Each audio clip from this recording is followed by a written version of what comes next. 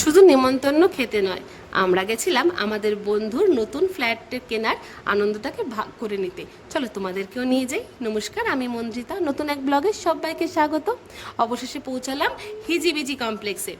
ফ্ল্যাটের শেপটার জন্য হয়তো এইরকম নামকরণ, কিন্তু আমার শেপটা বেশ ইউনিক লেগেছে আর বেশ ভালোও লেগেছে। যাই হোক, ওদের ফ্ল্যাটটা যেহেতু 9th ফ্লোরে ছিল, সেখান থেকে চারিদিককার ভিউটা জাস্ট অসাধারণ ছিল। আমার তো ব্যালকনি থেকে সরতে ইচ্ছাই করছিল না, কিন্তু আমরা পৌঁছাতে এতটাই লেট করে ফেলেছি যে ম্যাক্সিমাম গেস্ট এসে খেয়ে দিয়ে আবার ফিরেও গেছে। যাই হোক, আর দেরি না করে আমরা চটপট একটু প্রসাদ খেয়ে চলে গেলাম লাঞ্চ করতে। ওদের খাবারের প্রতিটা আইটেম না খুব টেস্টি হয়েছিল, আমার তো বেশ ভালো লেগেছে। আর বেসিক্যালি নিরামিষ খাবার খেতে আমার একটু বেশিই ভালো লাগে। যাই হোক, খাওয়া দাওয়া শেষে ওদের সঙ্গে একটু কথা বলে আমি মেয়েকে নিয়ে বেরিয়ে পড়েছিলাম চারিপাশটা ঘুরে দেখবার জন্য, আর হাজব্যান্ড ওদের সঙ্গে আড্ডায় মেতে গেছিলো। যাই হোক, আমার না চারিপাশটা ঘুরে বেশ ভালো লেগেছে। খুব শান্ত, স্নিগ্ধ আর খুব নিলিবিলি একটা পরিবেশ।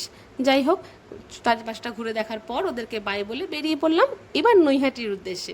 কারণ যেহেতু আমরা অর্ধেকটা রাস্তা চলে এসেছি, বাড়িতে না গিয়ে কি থাকা যায় বলো তো? তাই তো বাড়িতে চলে এসেছি দুদিনের জন্য। পৌঁছে গেছি বাড়িতে। আজ তাহলে আসি, দেখা হচ্ছে অন্য কোনো নতুন ব্লগে। ধন্যবাদ সবাইকে।